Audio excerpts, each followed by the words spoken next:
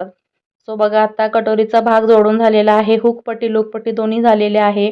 दुसरा पार्ट सुद्धा मी इथे तयार करूनच ठेवला होता. त्यानंतर आपण या पुढच्या साईडच्या गळ्याला पट्ट्या लावून घेत आहे. त्या सुद्धा क्रॉस काढल्या होत्या 1-1 इंचाच्या. डबल फोल्ड करून इथे मी ही पट्टी गळ्याची अटॅच करून घेतलेली आहे. अर्धा इंच हुक आणि लूपच्या ठिकाणी साईडला सोडलेली आहे फोल्डिंगसाठी आणि बाकी शोल्डरच्या इथे कट टू कट कटिंग केलेले आहे. त्यानंतर पाठीमागचा पार्ट आहे तो मटका गळा आहे तो ऑलरेडी कॅनव्हासवरती शिवून घेतलेला आहे. त्यानंतर आपल्याला शोल्डर आहे ते अटॅच करून घ्यायचे आहेत. शोल्डर जोडताना सुद्धा आपण इथे कवर शोल्डर करणार आहोत, कारण पाठीमागच्या भागाला कॅनव्हास लावलेला आहे. पाठीमागचा गळा आहे तो ऑलरेडी आपला रेडी झालेला आहे फिनिशिंग सहित. आणि पुढचा भाग आहे त्याला आपण पायपिंगची पट्टी देणार आहोत, कारण पुढच्या भागाला पायपिंग करायचं आहे.